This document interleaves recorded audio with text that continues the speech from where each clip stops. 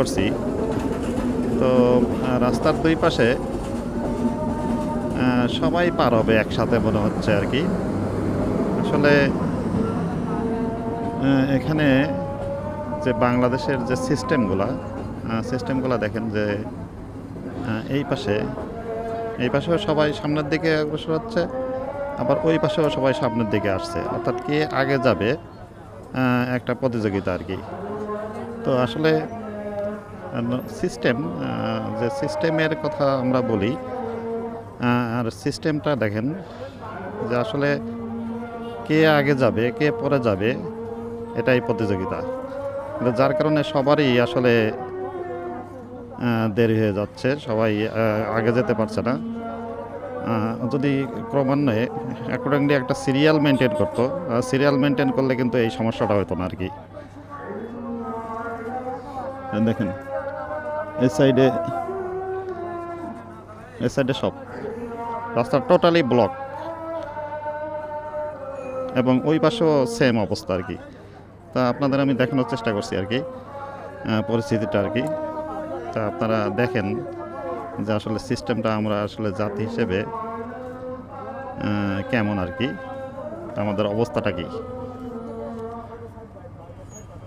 আমিও ওদের ভিতরে একজন, তো সিচুয়েশনটা একটু দেখানোর চেষ্টা করি যে আসলে পারাপারের সিস্টেম দেখেন, অবস্থাটা দেখেন। এই যে একজন লাগিয়ে দিছে, যে একজন দেখেন ওই পাশ দিয়ে, এই আস্তে আস্তে আস্তে অবস্থা দেখেন, সবাই আগে পার হবে।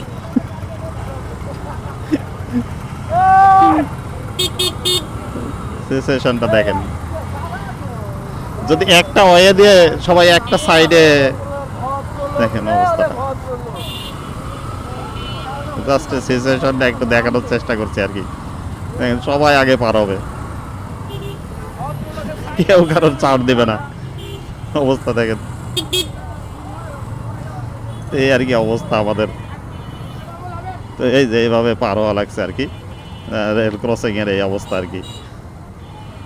সবাই আগে যাবে, তো আমিও সেই পাশ দিয়ে যাচ্ছি আর কি।